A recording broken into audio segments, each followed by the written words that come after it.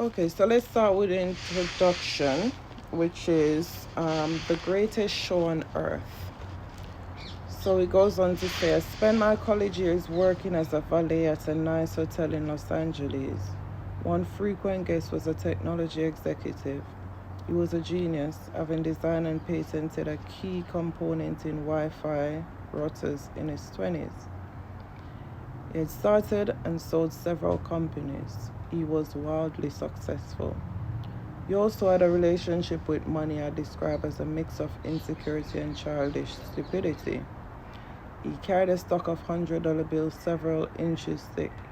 He showed it to everyone who wanted to see it and many who didn't. He bragged openly and loudly about his wealth, often while drunk and also a purpose of nothing.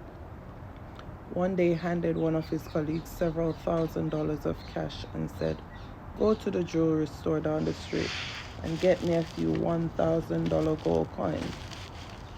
An hour later, gold coins in hand, the tech executive and his buddies gathered around by a dock overlooking the Pacific Ocean.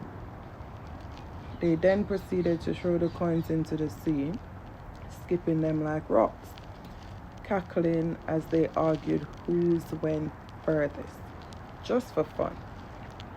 Days later, he shattered a lamp in the hotel's restaurant.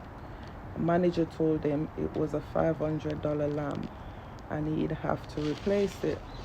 "You want $500? The executive asked incredulously, while pulling a brick of cash from his pocket and handed it to the manager. "Here's $5,000. Now get out my face and don't ever insult me like that again." You may wonder how long this behavior could last, and the answer was not long. I learned years later that he went broke.